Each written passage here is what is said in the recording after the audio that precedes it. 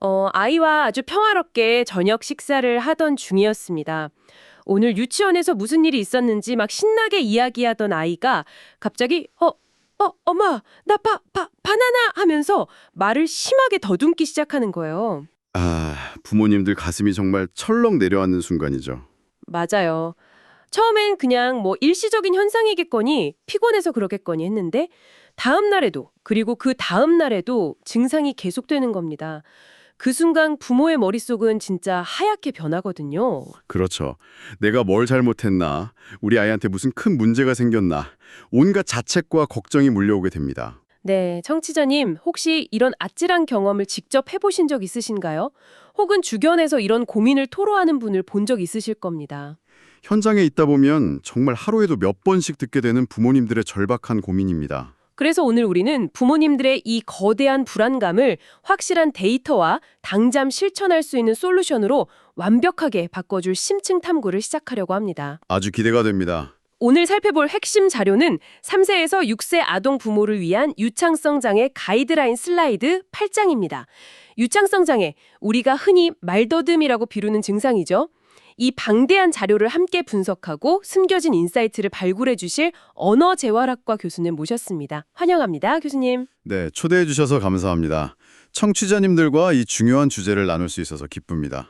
교수님, 오늘 우리가 이 자료들을 통해 달성할 미션 아주 명확하죠? 그렇습니다. 오늘 우리의 미션은 두 가지입니다. 첫째, 데이터가 증명하는 통계적 팩트를 통해서 부모님들께 막연한 공포 대신 아주 깊은 통계적 안도감을 드리는 것. 통계적 안도감. 단어가 벌써 든든하네요. 네. 그리고 둘째는 당장 우리 저녁 식탁에서부터 부모님이 직접 실천할 수 있는 과학적인 언어 환경 조성법을 구체적으로 파악하는 것입니다. 이 가이드라인이 밑바탕에 깔고 있는 철학은 단 하나거든요. 그게 뭔가요? 아이의 말더듬을 고치려 들지 말고 아이가 편안하게 말할 수 있는 환경을 세팅하라는 것이죠. 아이를 통제하는 게 아니라 부모가 통제할 수 있는 환경에 집중하라. 벌써부터 관점이 확 바뀌는 느낌입니다. 자, 이 내용을 하나씩 풀어보죠. 첫 번째 슬라이드부터 우리의 시선을 확 사로잡는 강력한 문장이 있습니다. 네, 아주 핵심적인 문장이죠. 아주 큰 글씨로 5명의 아이 중 4명은 결국 유창성을 되찾습니다. 라고 적혀 있어요. 이 한 줄만으로도 짓눌렸던 가슴이 펴지는 기분인데요. 그렇죠. 그런데 그 아래에 있는 깔때기 모양의 그래픽하고 통계 수치들이 꽤 흥미롭습니다. 발생률이 최대 15%, 평균 5%이고요. 출연율은 1%라고 나와 있어요. 네, 아주 중요한 데이터입니다. 평생 한 번이라도 말을 더듬는 아이가 100명 중 15명이나 된다는 건 제 예상보다 훨씬 높은 수치거든요. 그런데 현재 말을 더듬는 인구는 1%에 불과하다면 이 거대한 수치의 간극이 의미하는 바를 어떻게 해석해야 할까요? 이 최대 14%포인트라는 엄청난 간극이 바로 화면 오른쪽에 적힌 자연 회복을 증명하는 강력한 증거입니다. 쉽게 말해서 말을 더듬기 시작한 아이들 대다수가 특별한 임상적 치료 없이도 성장하면서 스스로 유창성을 되찾는다는 뜻이죠. 저절로 낫는다는 거군요. 맞습니다. 3세에서 6세 사이를 흔히 언어 폭발기라고 부릅니다. 이 시기 아이들의 뇌 안에서는 어마어마한 인지적 도약이 일어나거든요. 스펀지처럼 흡수하는 시기잖아요. 네, 하고 싶은 말, 머릿속에 떠오르는 생각과 어휘는 고속도로를 달리듯이 쏟아지는데 그 말을 입 밖으로 내보내는 혀, 입술, 턱의 소근육 발달은 아직 비포장도로인 상태인 겁니다. 뇌의 인지 속도하고 신체의 운동 속도 사이에서 불균형이 일어나는 거군요. 머릿속에서는 막 고속도로가 뚫렸는데 신체 기관이 그걸 못 따라가니까 입구에서 병목 현상이 발생하는 거네요? 정확한 비유입니다. 차들이 톨게이트에 한꺼번에 몰리면서 빵빵거리고 멈춰서는 현상, 그게 바로 유아기 말더듬의 본질입니다. 톨게이트 병목 현상 확 와닿네요. 하지만 아이의 신경계와 발성기관이 성숙해지면서 이 톨게이트가 점점 넓어지고 결국 대다수의 아이들이 유창하게 말을 할 수 있게 되는 것이죠. 청취자님께서도 만약 주변에 말을 더듬기 시작한 아이 때문에 눈물 짓는 부모님이 되시다면 이 15%대 1%라는 수치를 꼭 먼저 말씀해 주셨으면 좋겠습니다. 100명 중 15명이 겪는 흔한 일이라는 거. 네. 말더듬은 결코 부모의 양육 태도가 잘못되어서 생기는 질병이 아니라 언어 발달 과정에서 꽤 흔하게 겪는 통과 의례 같은 현상이라는 점을요. 발달 과정에서 누구나 겪을 수 있는 병목 현상일 뿐이다. 이보다 더 큰 위로는 없을 것 같습니다. 다음 페이지. 네, 두 번째 슬라이드네요. 두 번째 슬라이드를 보면 방금 말씀드린 자연회복에 대한 더 구체적이고 흥미로운 데이터가 나옵니다. 화면 왼쪽에 아주 커다란 원형 그래프로 약 80% 회복이라고 꽉 차게 그려져 있네요. 학령전개 아동의 80%가 자연적으로 회복된다니 정말 든든한 방어막을 얻은 것 같습니다. 네. 부모님들이 이 수치를 보고 한숨을 크게 돌리시죠. 그런데 오른쪽에 있는 사람 모양의 픽토그램들이 던지는 메시지가 예사롭지 않아요. 성별에 따른 비율 변화를 추적해 놓았는데 이건 어떤 의미인가요? 여기서 흥미로운 점은 연령이 높아짐에 따라 변화하는 성비입니다. 학령전기, 즉 말을 막 더듬기 시작하는 3세에서 6세 무렵의 발생 성비는 남자 대 여자가 1.5대 1입니다. 남자아이들이 약간 더 많긴 하지만 여자아이들도 꽤 높은 비율로 발생하네요. 그렇죠. 그런데 그 아래쪽, 성인기까지 말더듬이 지속되는 성비를 보시면 4대 1로 남성의 비율이 압도적으로 높아집니다. 그렇다면 여자아이들이 자연 회복될 확률이 남자아이들보다 훨씬 높고 반대로 남자아이들은 성인기까지 증상이 고착화될 위험이 더 크다는 뜻인가요? 맞습니다. 학계에서는 여아의 뇌 신경망 성숙도가 남아보다 더 빠르기 때문이라는 신경학적 가설부터 유전적 요인까지 다양하게 분석하고 있습니다. 통계적으로 여아가 회복 궤도에 더 빨리 진입하죠. 그렇군요. 자, 이걸 더 큰 맥락과 연결해보면요. 성별이 무엇이든 간에 결국 우리에게 던져진 핵심 과제는 이 80%의 자연회복 그룹 안에 우리 아이가 안전하게 머물도록 돕는 것입니다. 20%로 넘어가지 않게 방어해야 한다는 거죠? 네, 슬라이드 맨 아래 적힌 문장처럼 아이가 만성적 말더듬으로 넘어가지 않도록 가장 편안하고 압박감 없는 언어 환경이라는 안전망을 쳐주는 것이 부모의 궁극적인 역할이라는 점을 데이터가 말해주고 있는 겁니다. 안전망 구축이라 아주 와닿는 표현입니다. 그렇다면 청취자님들도 당장 오늘 저녁부터 가정에서 어떤 환경을 만들어야 할지 궁금해하실 텐데요. 자료를 보면 아주 흥미롭게도 아이를 어떻게 고칠 것인가가 아니라 부모와 아이의 상호작용 패턴에 주목하고 있습니다. 다음 페이지. 네, 세 번째 슬라이드입니다. 아이의 회복 궤도를 결정짓는 이른바 부모 요인에 대한 심층 분석이네요. 제가 이 자료를 읽으면서 가장 놀랐던 점이 바로 여기 있습니다. 어떤 부분이었나요? 슬라이드 한가운데에 아이가 얼마나 더듬는지가 중요한 게 아니라 부모와 아이의 상호작용 패턴이 회복을 예측하는 강력한 지표다라고 명시되어 있어요. 네, 아주 중요한 포인트죠. 그리고 하단에 조음 속도, 반응 시간, 발월 길이라는 세 가지 스위치가 그려져 있는데 흥미로운 건 이 스위치들이 전부 아이의 입이 아니라 부모 자신의 말하기 습관을 통제하는 장치들이라는 점이에요. 정확히 짚으셨습니다. 언어치료학에서는 이를 요구와 능력 모델이라고 부릅니다. 아까 아이의 능력이 아직 비포장도라고 했죠? 네, 병목 현상. 그런데 부모가 평소에 말이 너무 빠르거나 아이의 대답을 재촉하거나 한 번에 너무 길고 복잡한 문장을 쏟아내면 어떻게 될까요? 아이 입장에서는 엄청난 부담이겠죠. 맞습니다. 아이의 뇌는 나도 엄마 아빠처럼 빠르고 길게 당장 대답해야 해라는 엄청난 환경적 요구를 받게 됩니다. 아이의 능력치를 초과하는 과부하가 걸리는 거죠. 듣고 보니 성인들의 일상과 다를 게 없네요.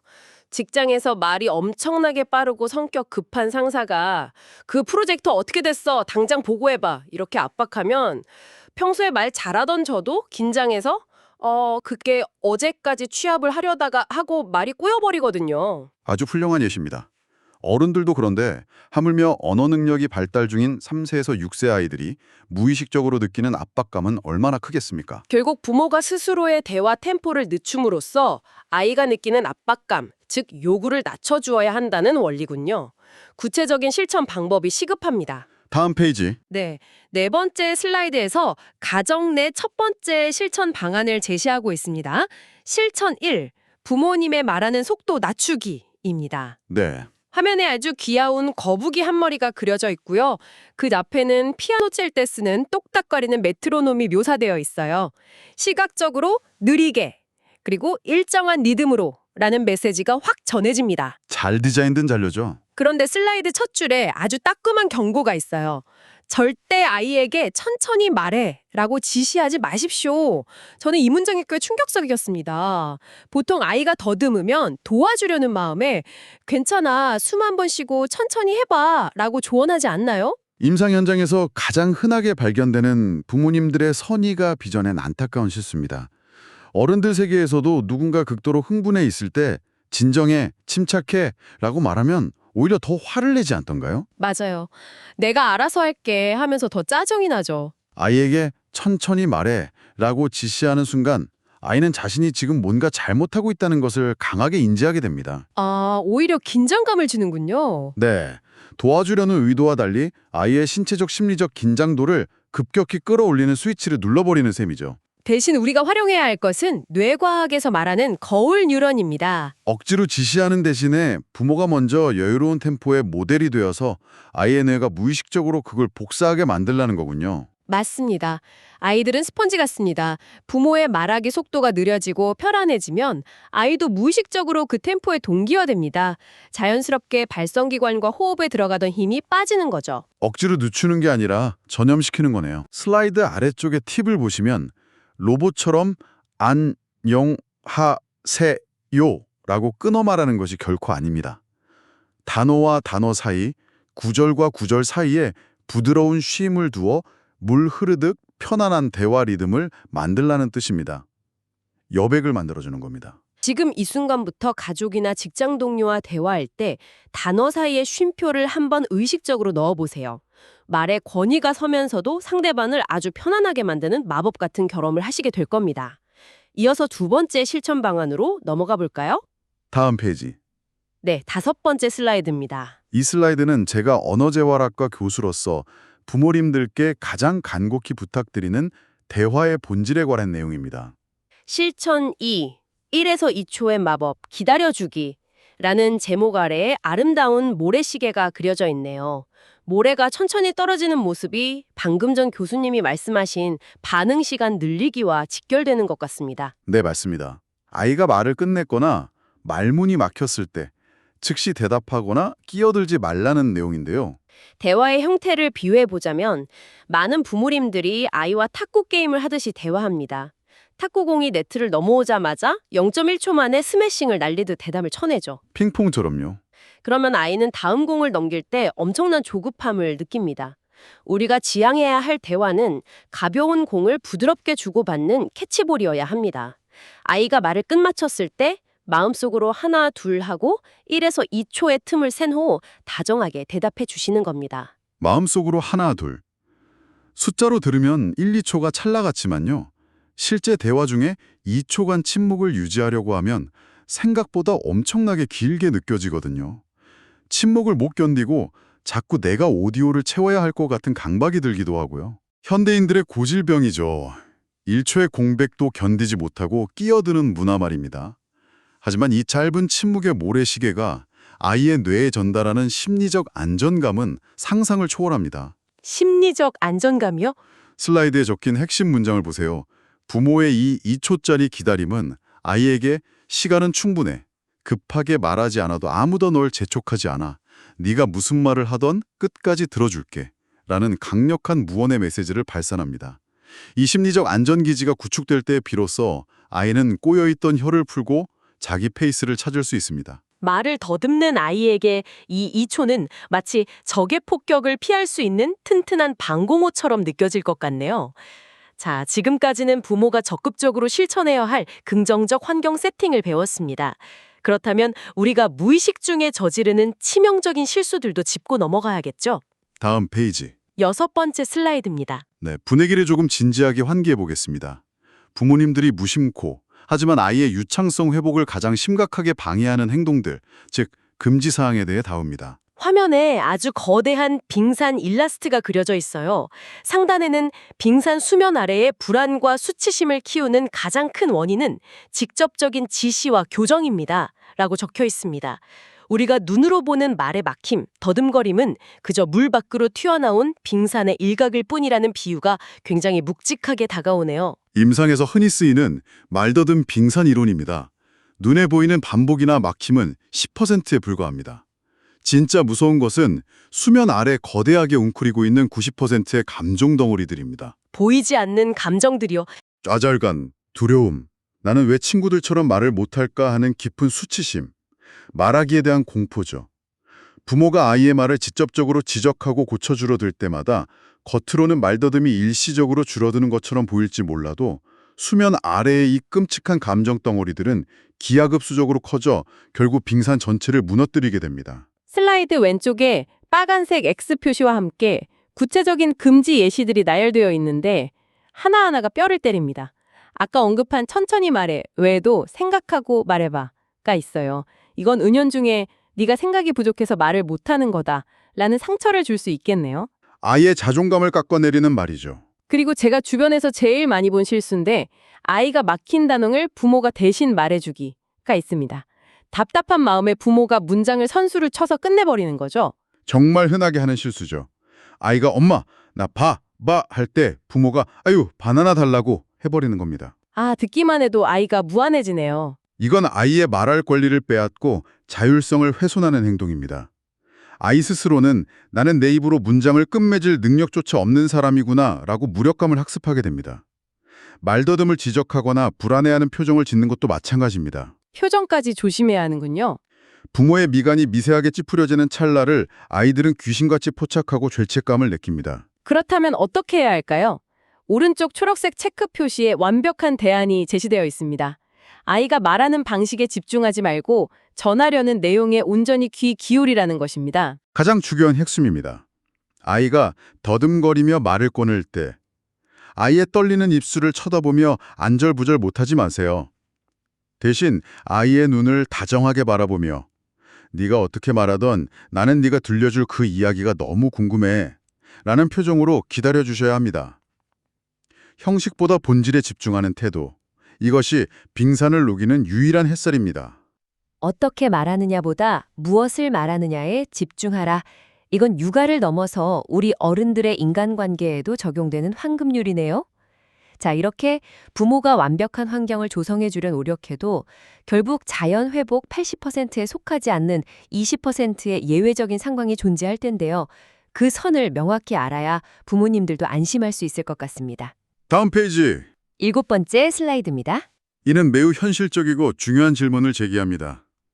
부모의 짐을 덜어주고 전문가의 개입이 반드시 필요한 골든타임을 놓치지 않기 위한 4가지 핵심 징후가 정리되어 있습니다. 제목이 이럴 때는 주저없이 언어치료 전문가를 찾아주세요입니다.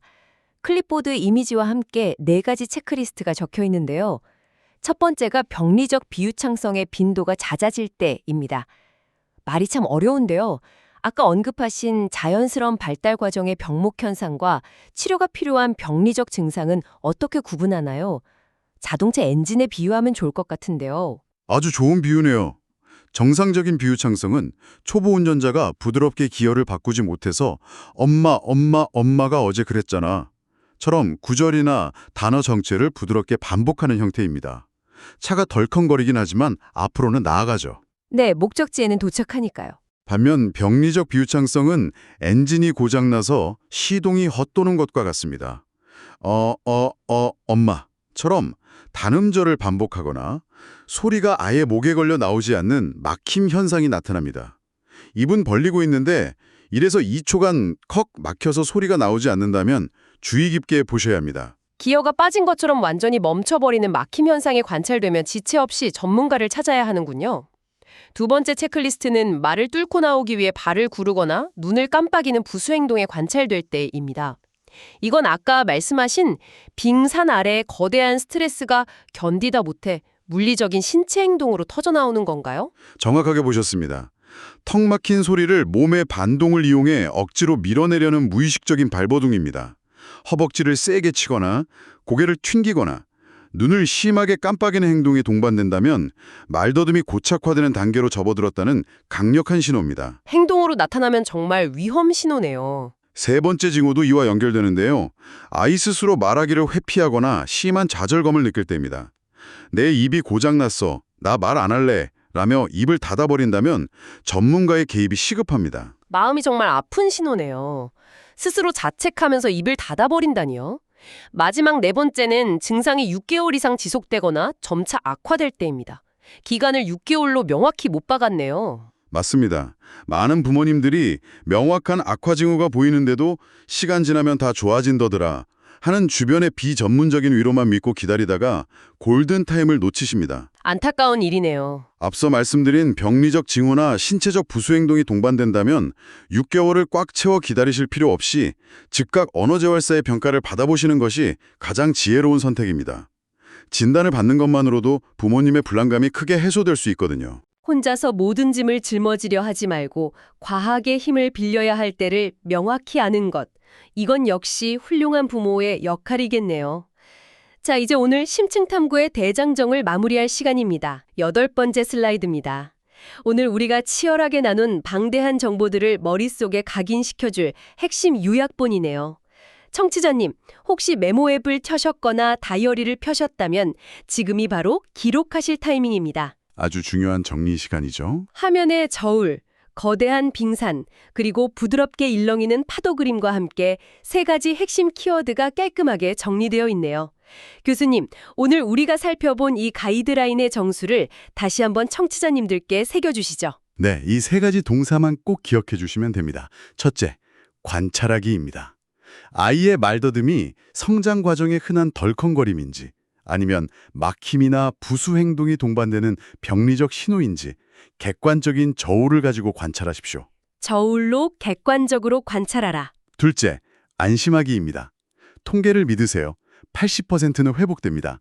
아이의 잘못도 부모님의 양육 탓도 아닙니다. 부모님이 먼저 불안을 내려놓고 안심해야 빙산 수면 아래에서 떨고 있는 아이의 수치심을 따뜻하게 안아줄 수 있습니다. 부모의 안심이 먼저다. 셋째, 가장 중요한 환경 바꾸기입니다. 아이를 직접 교정하려는 지시를 멈추세요. 대신 부모님의 말의 속도를 여유롭게 늦추고 아이의 말이 끝난 뒤 1에서 2초의 침묵을 선물하며 무슨 말을 하든 끝까지 다정한 눈빛으로 기다려주는 넓은 파도 같은 환경을 만들어 주십시오. 관찰하기, 안심하기, 환경 바꾸기. 복잡했던 머릿속이 아주 명쾌하게 정리되는 완벽한 요약입니다. 오늘 우리가 다룬 이 3세에서 6세 아동의 유창성 장애 가이드라인은 표면적으로는 말더듬을 겪는 아이의 부모님들에게 안도감과 솔루션을 주는 실용적인 자료였습니다. 네, 그렇습니다. 하지만 저는 뇌과학적 원리부터 심리적 안정감까지 깊이 파고들면서 이런 생각이 들었습니다. 누군가가 말을 할 때 그 형식이나 속도를 평가하지 않고 전하려는 본질에 온전히 귀 기울여주는 것, 그리고 조급하게 내 할 말을 받아치기 전에 1에서 2초의 부드러운 침묵을 곁들이는 것. 이것은 단순히 육아의 영역을 넘어 끊임없이 누군가와 소통하며 살아가는 우리 성인들 모두가 반드시 장착해야 할 진정한 대화의 기술이 아닐까 싶습니다. 매우 탁월하고 넓은 시야의 통찰입니다. 그런 의미에서 심층 탐구를 마치며 청취자님 스스로 일상에 대입해 고민해 보실 수 있는 질문을 하나 던지고 싶습니다. 좋습니다. 오늘 우리는 언어가 폭발하는 아이들에게 안전하게 말할 수 있는 물리적, 심리적 시간을 내어주는 방법을 배웠습니다. 그렇다면 청취자님, 우리는 1분 1초가 바쁘게 돌아가는 성인들의 일상 속에서 직장 상사, 후배, 배우자 혹은 친구 등 나와 대화하는 사람들에게 나는 당신의 말을 판단하지 않고 끝까지 기다려주겠다는 심리적 여백을 얼마나 내어주고 있을까요? 우리가 의식적으로 만들어내는 그 1, 2초의 찰나의 침묵이 어쩌면 우리가 누군가에게 줄 수 있는 가장 강력하고 성숙한 형태의 경청은 아닐까요? 1, 2초의 침묵이 가장 강력한 형태의 경청이다. 오늘 하루 종일 이 질문이 제 귓가에 맴들 것 같습니다. 효율과 속도를 핑계로 누군가의 말을 자르거나 지레짐작으로 결론을 맺어버렸던 저 스스로의 대화 습관을 깊이 반성하게 되네요. 저도 마찬가지로 늘 돌아보게 됩니다. 오늘 이 소중한 시간, 방대한 가이드라인 자료를 이토록 명쾌하고 통찰력 있게 분석해 주신 언어재활학과 교수님께 진심으로 감사드립니다. 저도 정말 즐거운 시간이었습니다. 감사합니다. 그리고 끝까지 이 깊은 탐구에 함께 귀 기울여 주시고 누군가에게 더 따뜻하고 안전한 대화 상대가 되기 위해 이 시간을 온전히 투자해 주신 청취자님 정말 감사합니다.